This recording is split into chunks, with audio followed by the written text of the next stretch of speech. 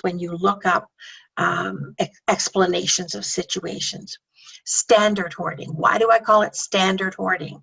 It's standard hoarding because it meets the standard. What is the standard for hoarding? Those 3 criteria we just reviewed. There are 3 subtypes under standard hoarding.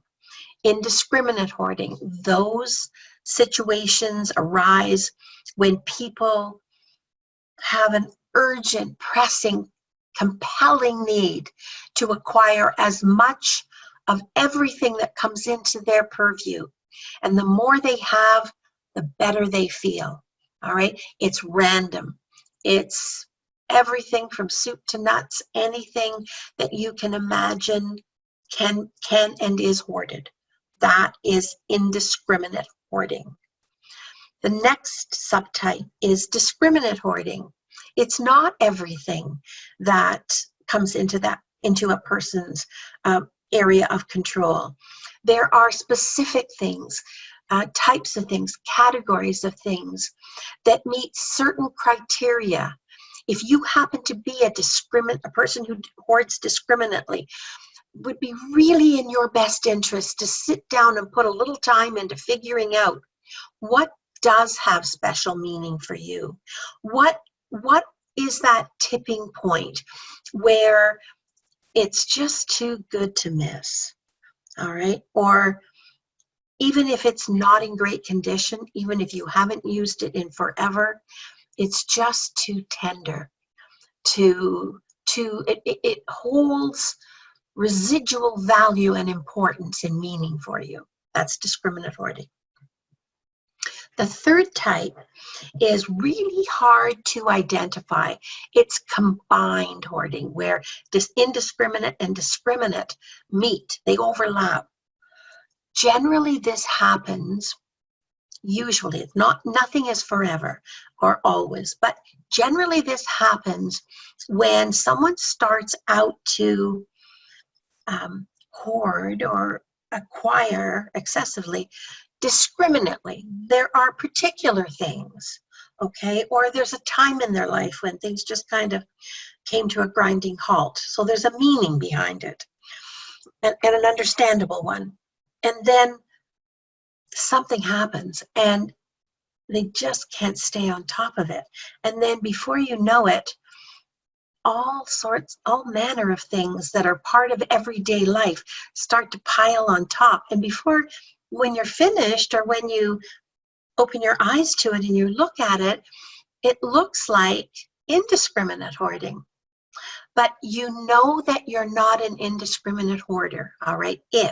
When you start to deconstruct those piles, wherever they are, whatever they're made of, no judgment, okay? No shame, no blame.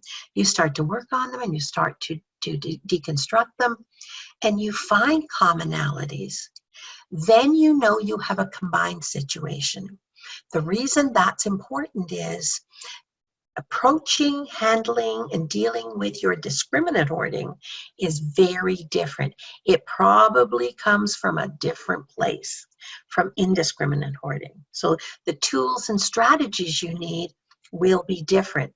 And so when it's become mixed up with all leftover things, you also know that you may be vulnerable to mood swings or side effects from medication, side effects from chronic pain, fibromyalgia, chronic fatigue, depression.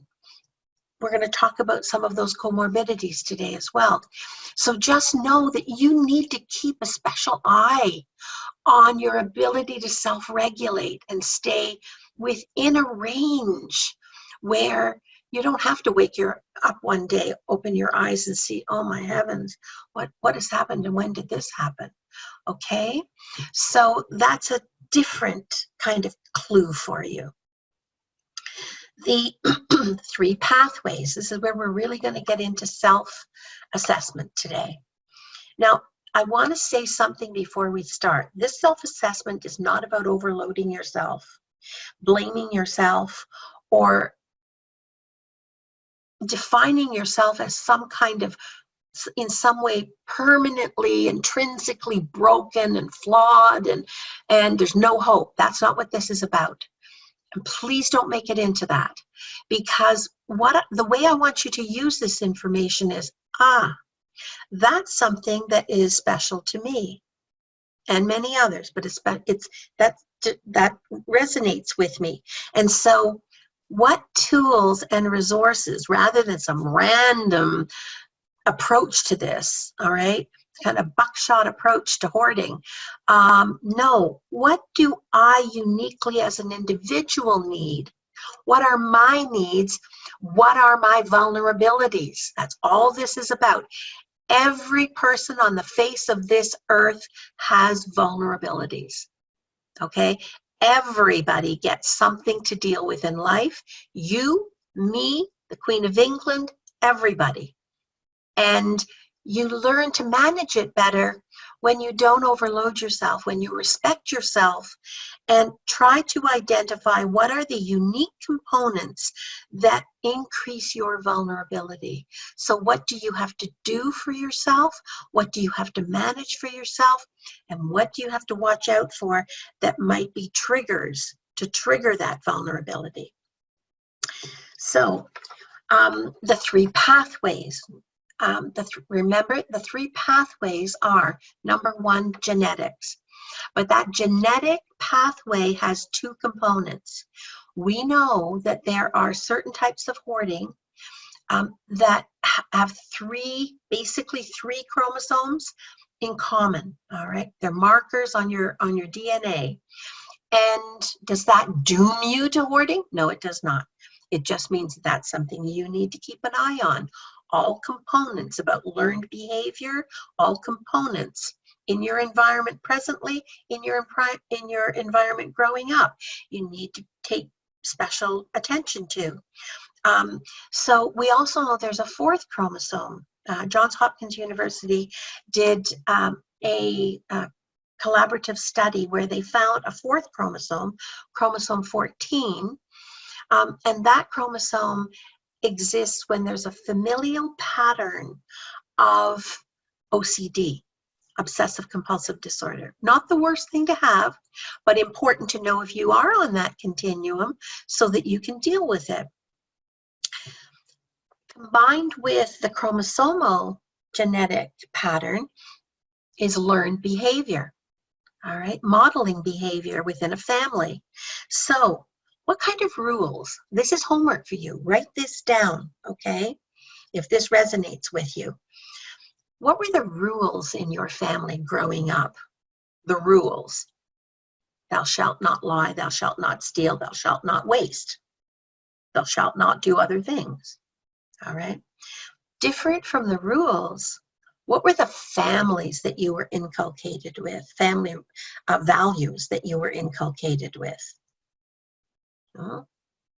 What does your family stand for? What do? We don't do that. That's that message growing up. We don't do that. In our family, we don't do that. Some of those may still be applicable. Many may still be applicable in today's life. But many, their value, their appropriateness, that time passed. You're at a different time in your life. You're in different circumstances. The world is a slightly different place. You have certain strengths to offer. You have certain vulnerabilities to consider. Are those values, beliefs, are they still appropriate to today's life?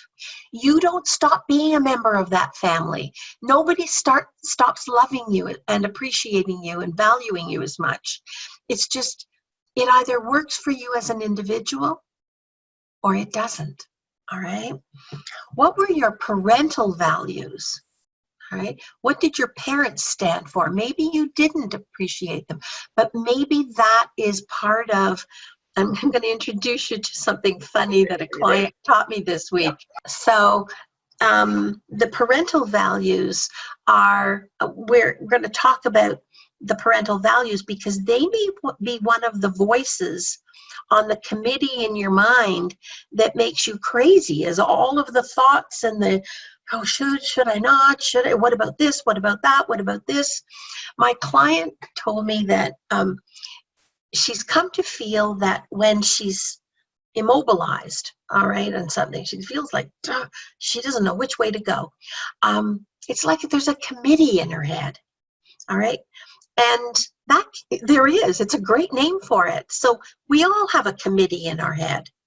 And the committee in our head is made up of these different components that I'm talking about right now. There's a whole faction that represents the what if. Yeah, but what if? That's the insurance committee, all right? And they're risk managers. Then there's the you should, they're the moralists, all right?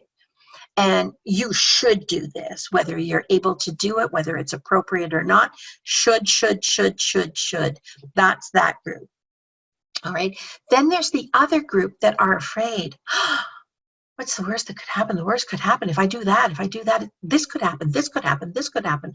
That's the fear group. They have representatives as well.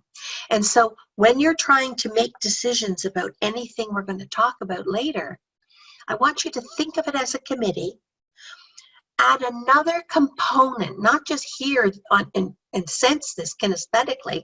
I want you to imagine that there is a committee, okay? And you're in a committee room. You're actually sitting around a table. Visualize it. Make it as concrete as you possibly can. And when they all start talking at the same time, and they're talking over one another, and you feel like your head is spinning, I want you to excuse yourself from the meeting and say that you have a pressing need, all right? But it's okay. You'll listen to them. You'll read the minutes when they come out, okay? But excuse yourself.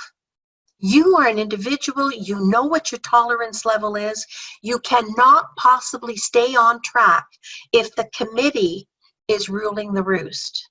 They don't agree with one another. That's why you're going in a circle. Just excuse yourself from the meeting and assure them that, you know, you value their opinion. You'll read the minutes. All right. So were there any other valued others? Could be teachers, could be an aunt, could be somebody who held a special role in your life, and you really value them and you want to emulate them. All right. That's a good thing to do. However, it has to fit for you. Are you essentially enough of the same type of person with the same strengths and the same vulnerabilities, because they also had vulnerabilities? How similar are you to them? And are you trying to emulate values that are reasonable for you, that you have a good fit for? All right. And even if you still feel yes,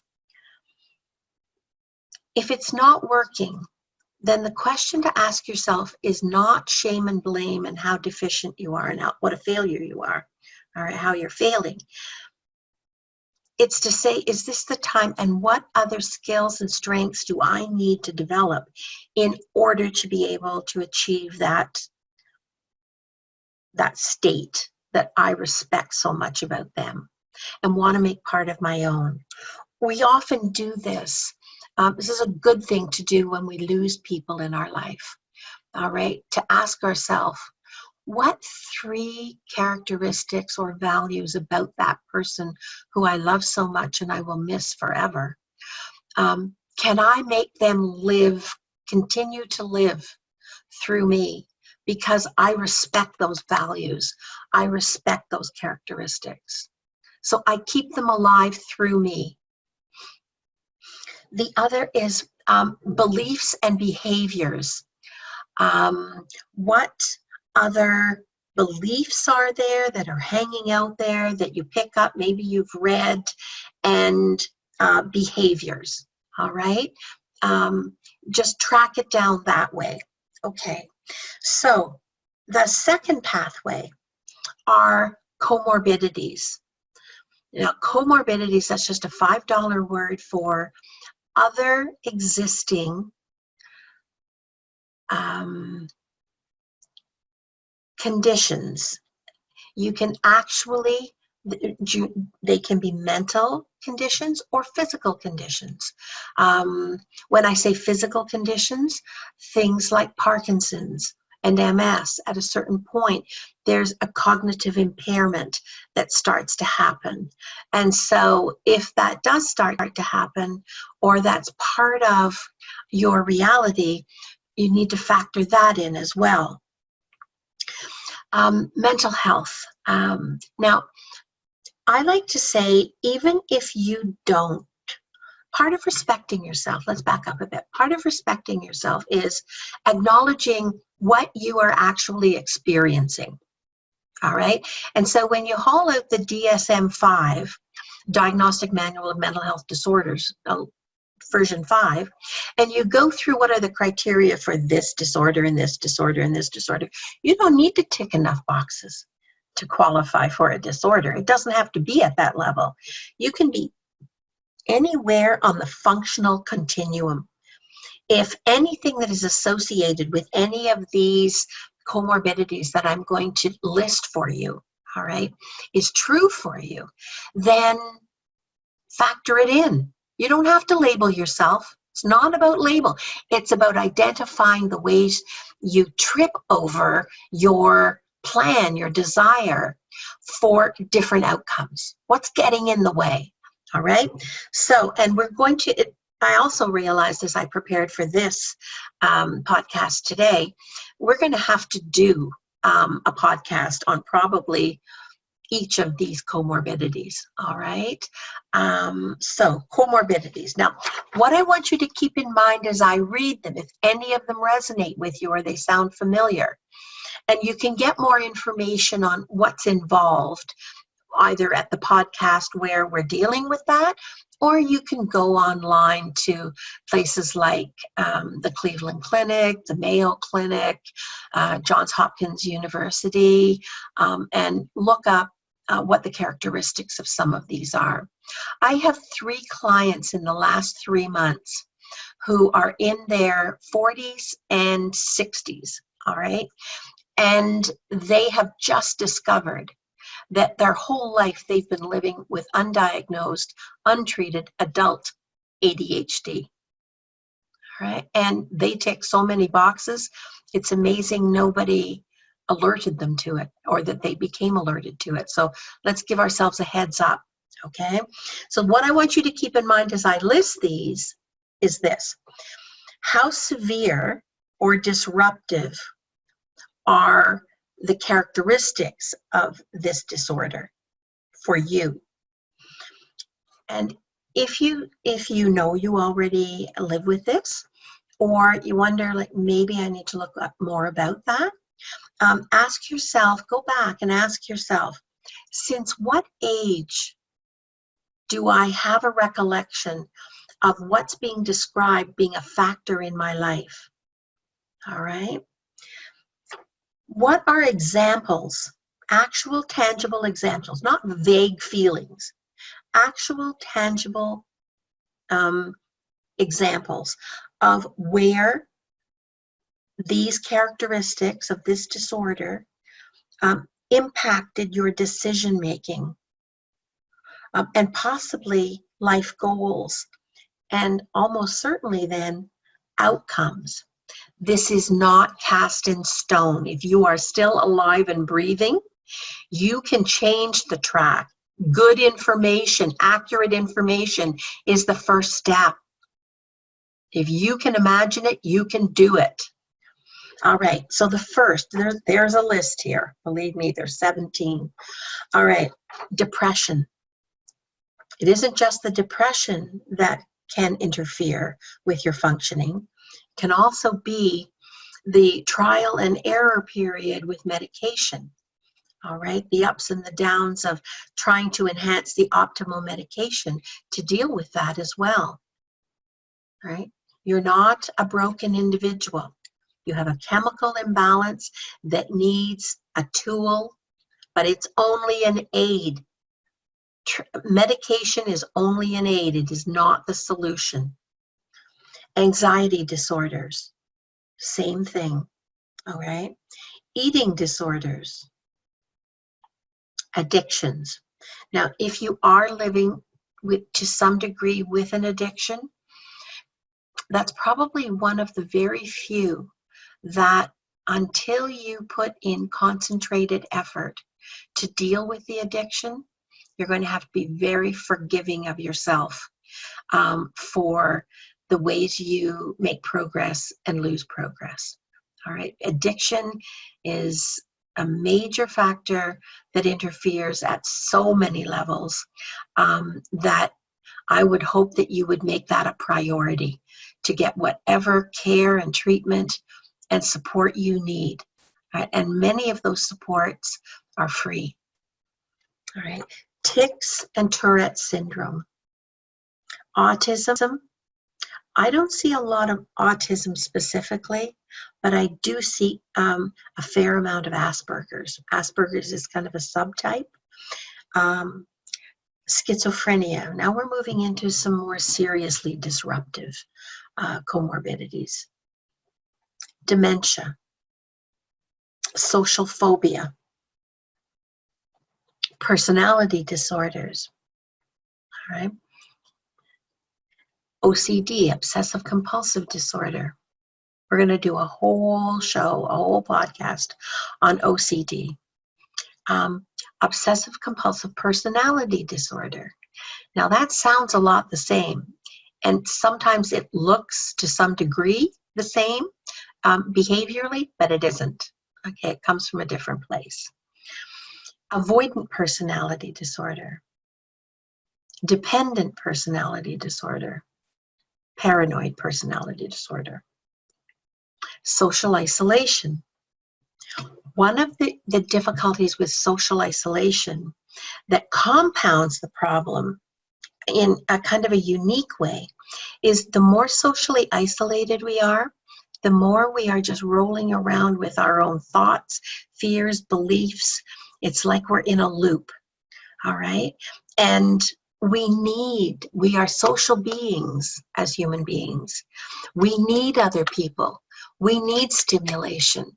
We need contact. And many of us right now are experiencing some very unusual, odd reactions to being isolated for so long. In particular, if the isolation means that you are the only person in your environment. Find a way to reach out. Second best is better than none. Download Zoom. There's a whole Zoom thing, application where you can meet. It's free. There's Skype. There's Duo. There's WhatsApp. There's FaceTime.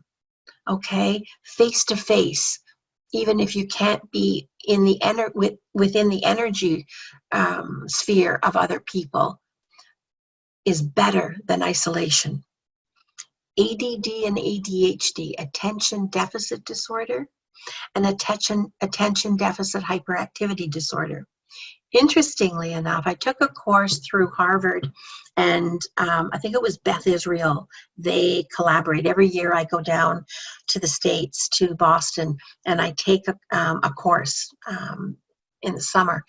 And I learned the presenter was a professor from Harvard, John Ratey, R-A-T-E-Y. And I began to wonder, am I imagining this? I had so many clients who had behaviors on the continuum of OCD that also seemed to have behaviors on the continuum of attention deficit disorder and attention deficit hyperactivity disorder. And I'm so glad I went to that training, because he explained that there's a 20% correlation between OCD, obsessive compulsive disorder, and one of attention deficit disorder or attention deficit hyperactivity disorder. So respect what you're thinking and feeling. Let that be your baseline, okay? Nothing you read. If it doesn't resonate with you, then it isn't something to make necessarily a priority to deal with. Dementia and Alzheimer's, all right? Traumatic life events. And have traumatic life events implicated your functioning? Have they affected your functioning and your thoughts and your mood and the things that make you feel safe and competent? Have they extended to the degree of post-traumatic stress disorder? Right? Lots of good information, lots of good resources available if you're one of the individuals that's true for. Biological factors, so we go back to the genetics. Okay. Now, as part of the self-assessment, I want us to consider the next point. And we may fall in different camps, and that's okay if we do. There basically are two camps that people fall into. And I believe, from my experience, I haven't studied this, but I have observed it. They seem to come from a different place. So the comorbidities, the other mental health and physical health realities, disorders or behaviors seem to be lumped in one of two of these camps.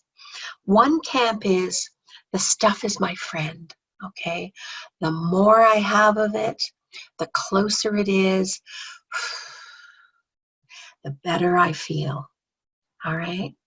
It's a reassurance. Not here, it's a reassurance. Kinesthetically, through your whole body, you have that soothing response. The more there is, the closer it is, and it doesn't matter what it is. Now remember, everything that you can imagine can and is hoarded. And if you are in that camp, then first step is acknowledge that that is your response, all right?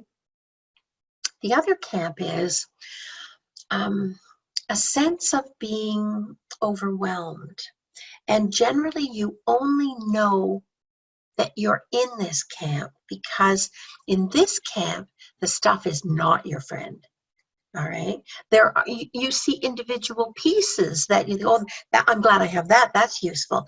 Oh, yeah. Oh, I'm going to get around to using that. Oh, I have, 5 years supply of toilet paper.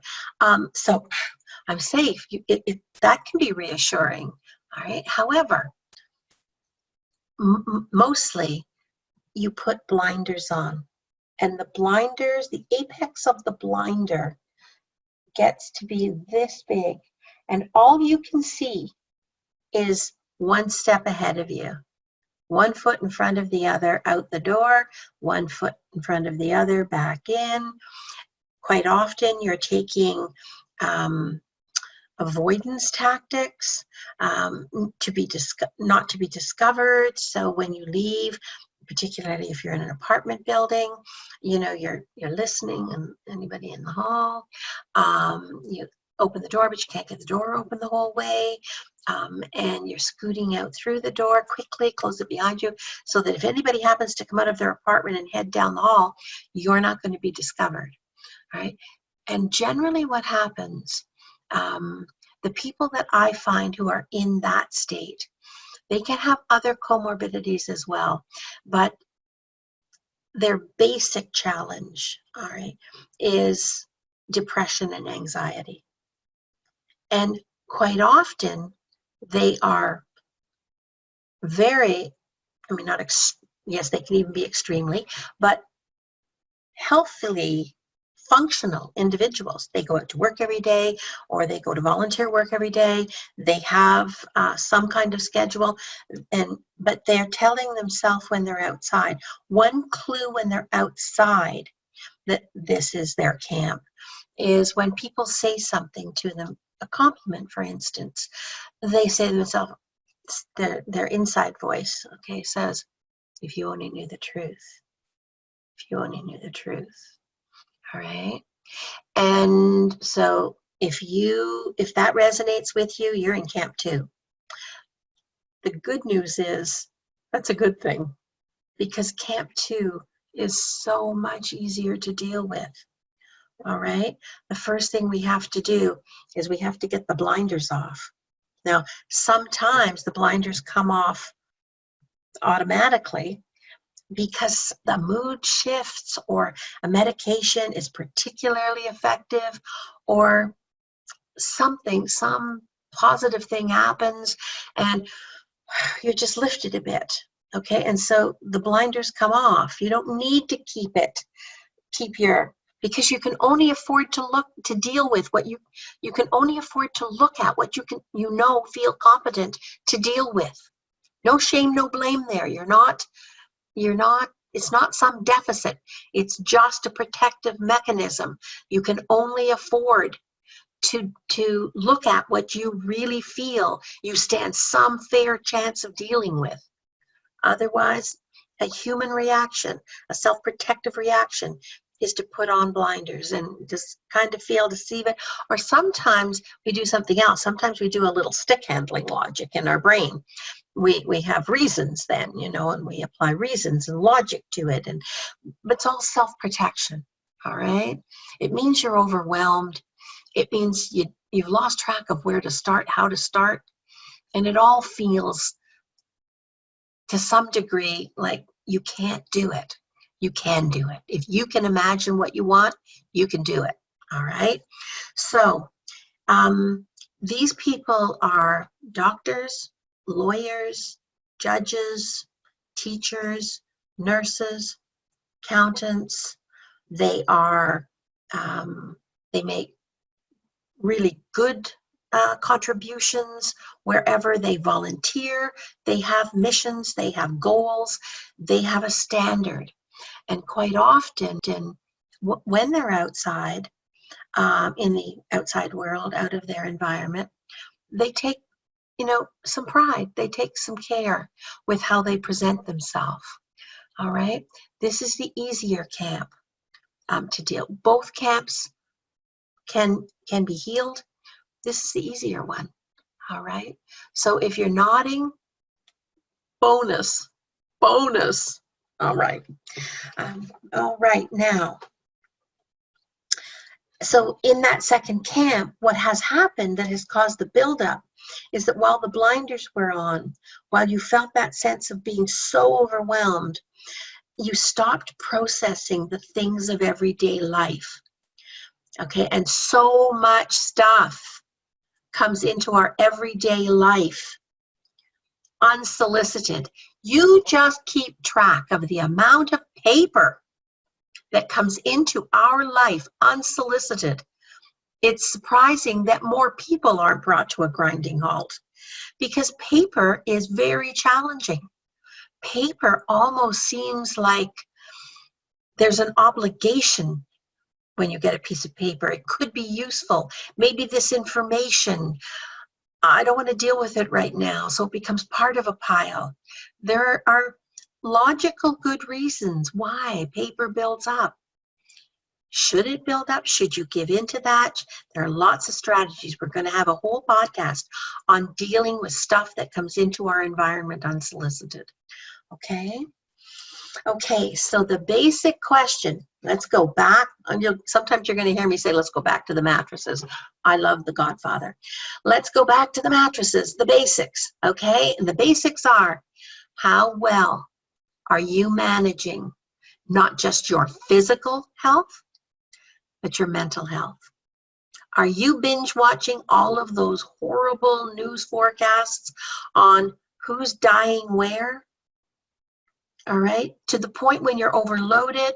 This week, my daughter sent me an email. She lives in Vancouver.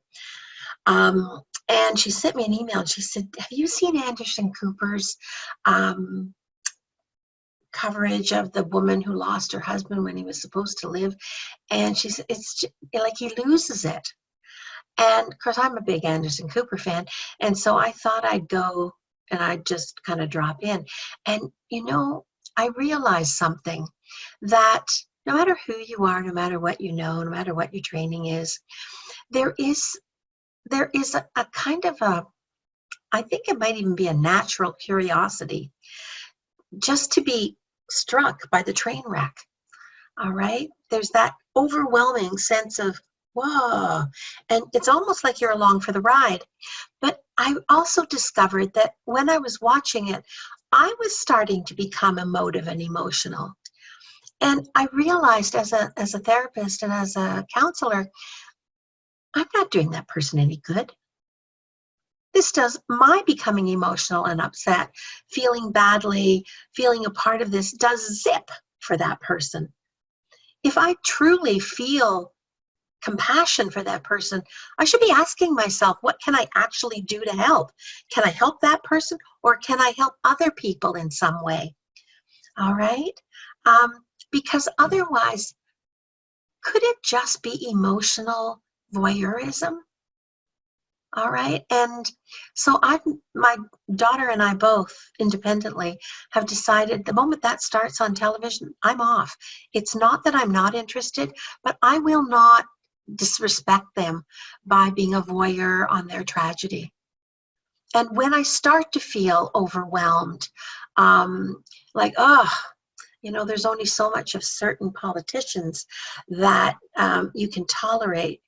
And so when it starts to get to me, first second it starts to get to me and take me to a negative place, I'm gone. And if I'm reading the paper, I will scan the paper. And if there's something that is particularly evocative, when I'm confined, the best protection of my mental health is not to become more overwhelmed by things that I can't do anything about. All right. And I will not disrespect myself, my own mental health, or the person who legitimately suffered that tragedy by being an emotional voyeur.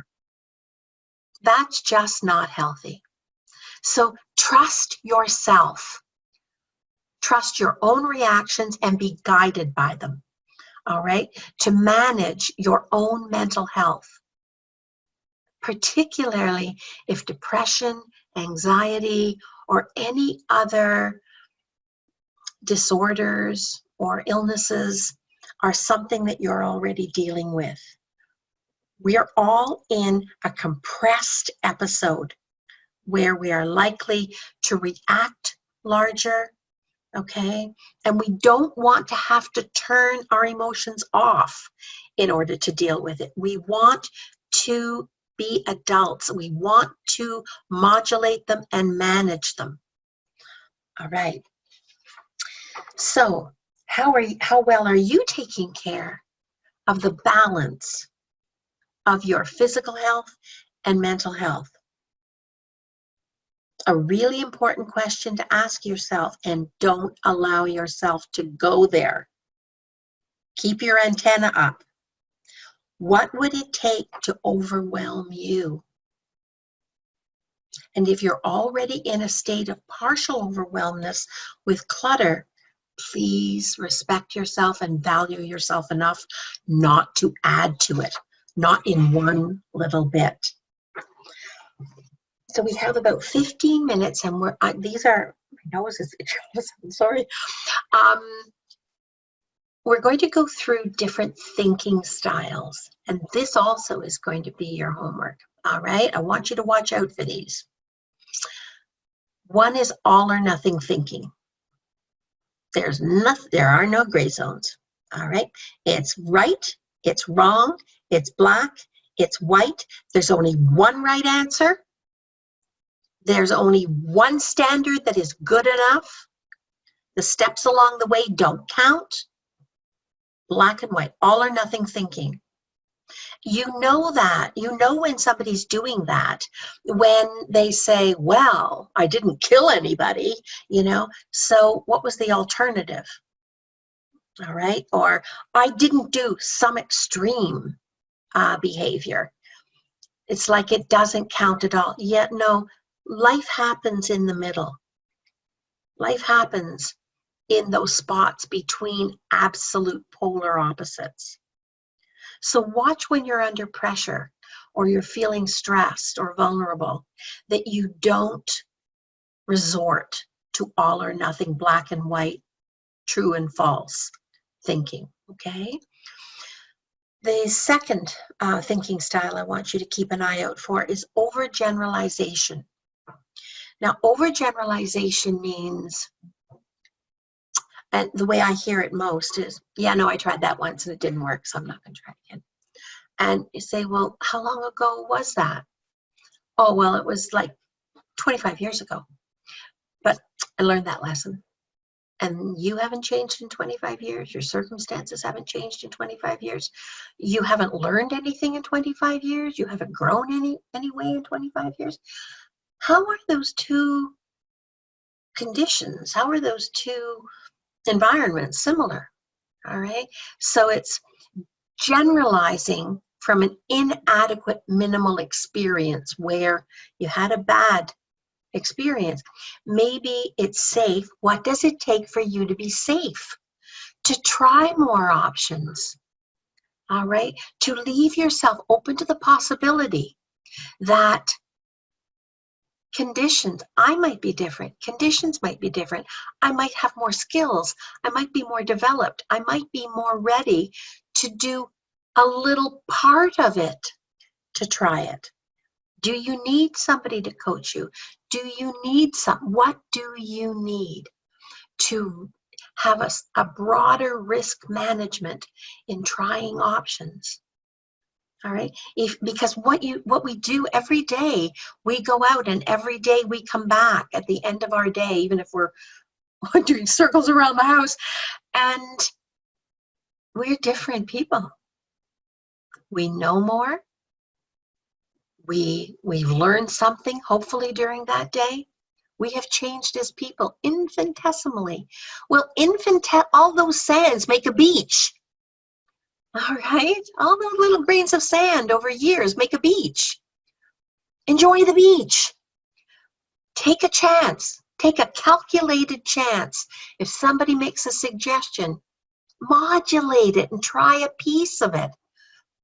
When you're safe, then try a little more. Try a little more. All right?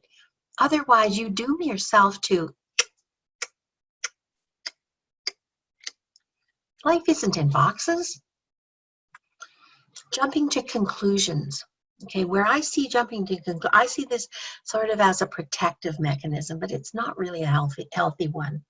So you observe somebody, you're saying something and you're talking or you're doing something, and you're reading the person, you're reading their reactions to you, okay? And I know that person doesn't like me, and that person disapproved. Oh, they're on board. But I never stop and ask the person, what did you mean by that? You know, are you in agreement or not agreement? You decide ahead of time, preemptively, without ever checking with the person about the truth of your reading of their reaction. And oftentimes we do that when we need to protect ourselves. Okay, it's sort of like an ounce of prevention, you know, but this is not healthy prevention. This is mind reading. Ask the person if their opinion is important enough, if their reaction is important enough to you, that you're going to actually observe it and integrate it into something about you.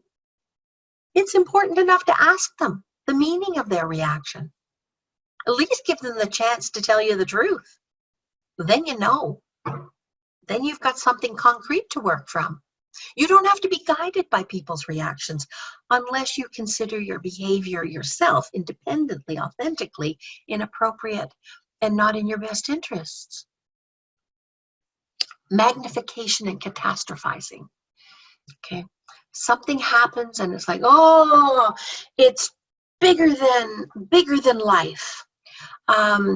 You go to extremes with magnifying this, and then sometimes we use that heightened sense of alarm now to be, oh, and then this might happen, and this might happen, and that might happen, and before you know it, you've got a horror movie in your head, none of which has happened, out of something that was legitimately this big. We're going to talk about the tendency to magnify and catastrophize and how that disables you. All right. discounting the positive. Well, I see a lot of this with individuals for a while when I work with them. All right, don't do it. Every single thing you achieve is valuable and important. And the end product that you want is the cumulative effect of those. So discounting the positive would be, yeah, I know I cleaned that area, but look how much more there is. Okay, don't do that to yourself. That's why sometimes I really recommend with people that if they're working on an area, work strategically, all right? Work strategically. There's no magic what corner you start in. Just, if you're just getting started though, don't pick a biggie unless it's a safety factor, okay? So, and keep going back to that area and keep making progress in that area. And what I want you to train yourself to do before you start beating yourself up and disabling yourself, I want you to train yourself to go back and look at what the accomplishments have been. Where is the area that's clear? And try your level best to keep it clear. Because oftentimes that's going to be your touchstone for keep going, keep going, keep going. Okay? You have a concrete area that you can go back to. And if you are tempted or you slip and you go, yeah, but remember my voice, don't do it. You're shooting yourself in the foot when you do that. All right?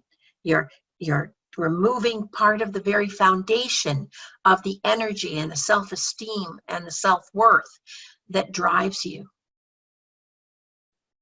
And it also can be a tool to procrastination. We're probably going to do 3 podcasts on procrastination. Procrastination, okay, is a behavior. It is a choice, believe it or not. Many people believe that it's just a matter of not doing something or avoiding something, and in some way it's a deficit. No, procrastination is a behavior choice, and it is self-protective.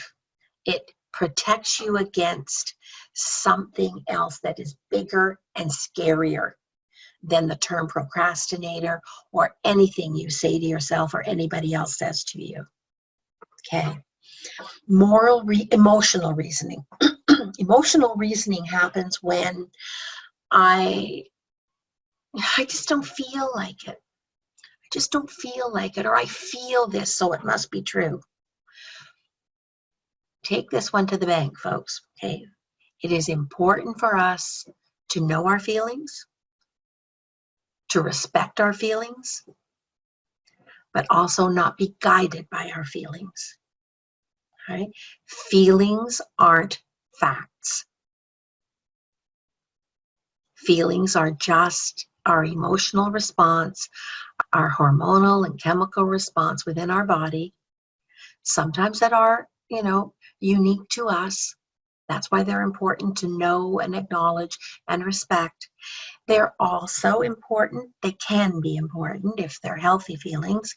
They're not negative feelings. They also are a piece of decision making. So when we feel something, we might want to make a decision about something. We should engage both sides of our brain. All right. We should go to our strategic part of our brain and challenge it. Yeah, but how true is this?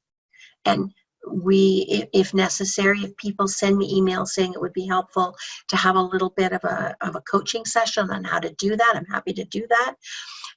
But then that logical part of our brain, and then we need to kind of overlay our feeling and somehow come to a resolution that this will be our first step. We don't have to achieve anything in one step. All right? So until we can process it slightly differently and feel safer with it, then we will just take baby steps. using the logical part of our brain and the feeling part of our brain. Moral reasoning. You hear a lot of shoulds with moral reasoning. Those are the shoulds. And I say, should is a shovel. So if you're not in a deep enough hole right now, take that shovel and dig yourself in a bit deeper.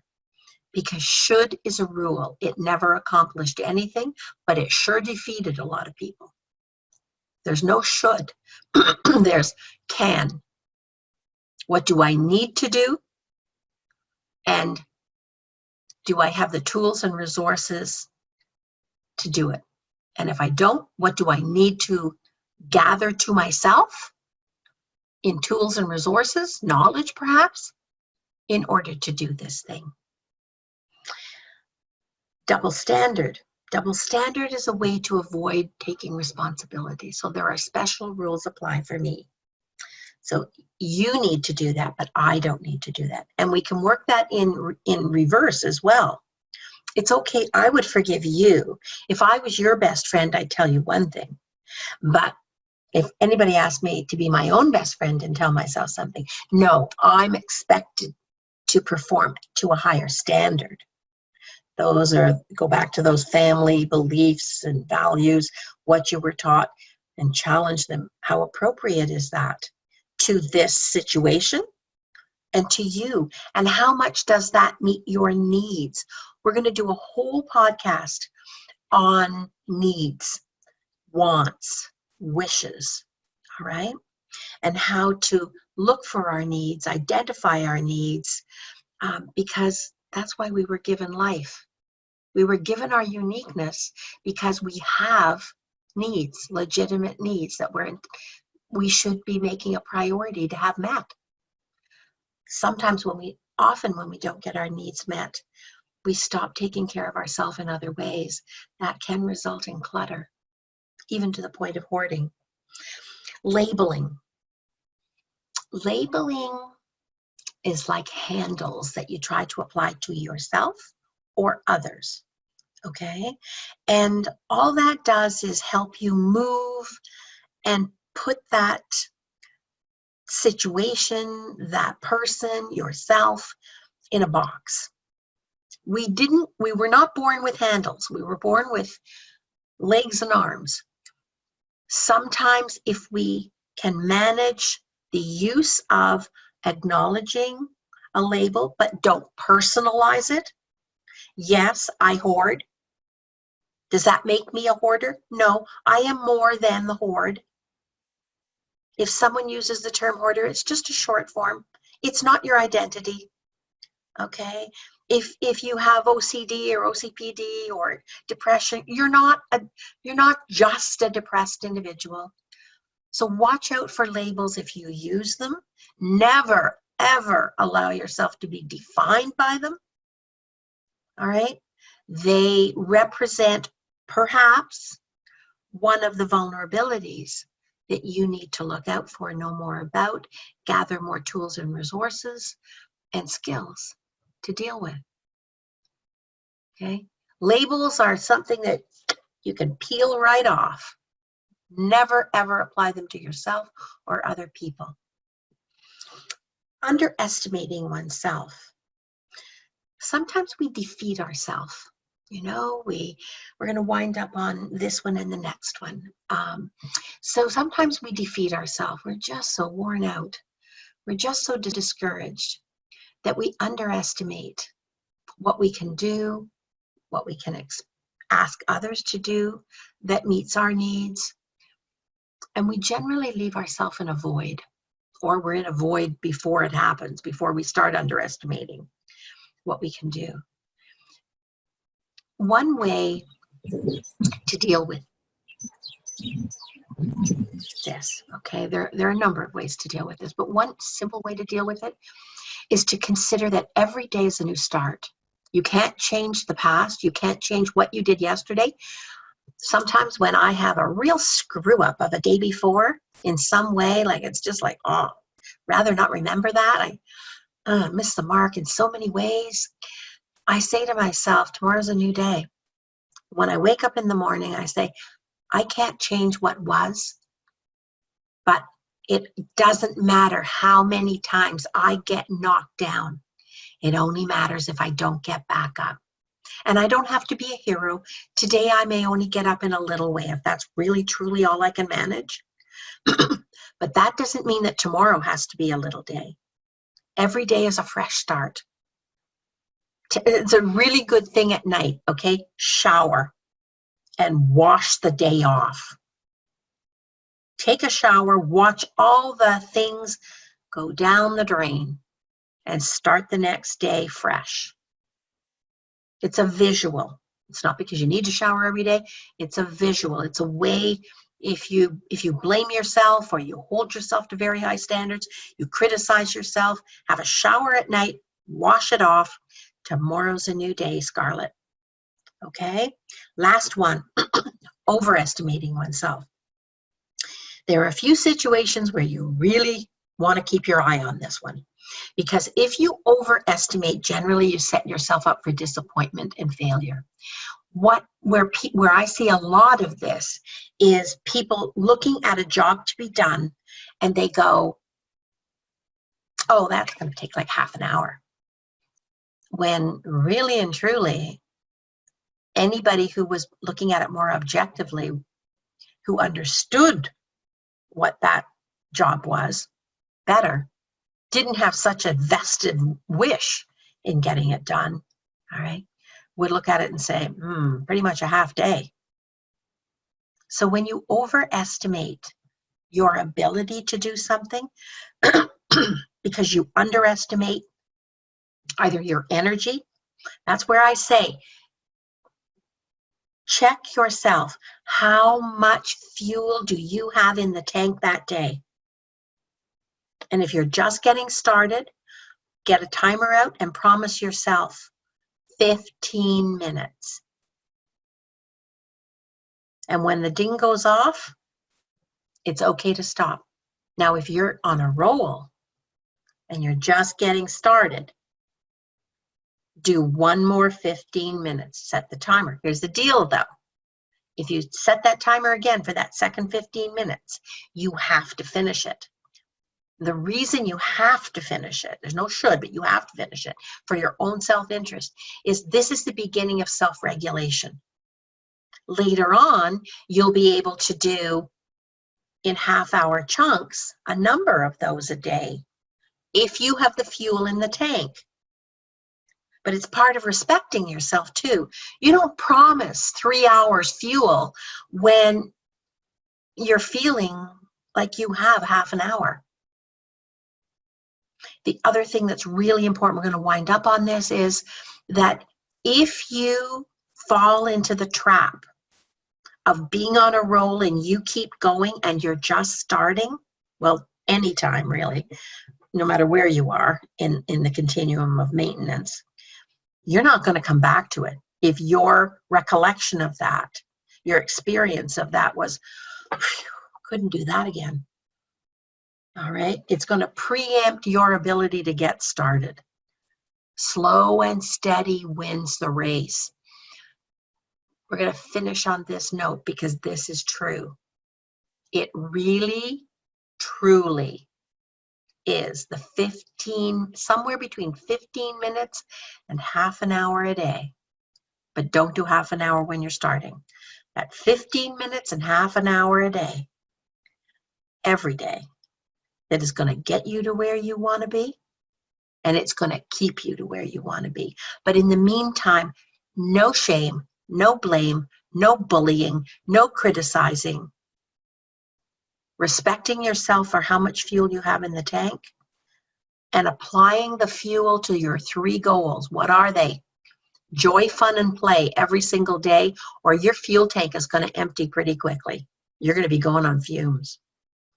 Second, remind yourself and find ways to engage being a learning, developing human being. All right? What do you want to know more about? What do you want to do better at? What do you want to experience more? And then the plain old boring stuff of work. A legitimate self-management work period. Those 3 pieces every day are a winning recipe. One gives you energy. The other gives you meaning. We all want meaning. We all want a purpose. And the third gives you results. So I hope to see everybody here, including our people from San Francisco and Reno, Nevada, and Cuesta, New Mexico, and wherever else people come to us from. I hope to see you next week. We're going to be carrying on with characteristics of hoarding, the process of hoarding, beliefs about possessions. Okay, that's going to be our agenda for next week. And send me your questions in emails. I'll print them off. And for the person who sent me the question, what are the 10 steps to success? You're assuming there are 10 steps. Okay, stay tuned. This is not a linear process. This is a self-journey, a self-discovery, starting with self-respect. Take care, everybody. See you next week.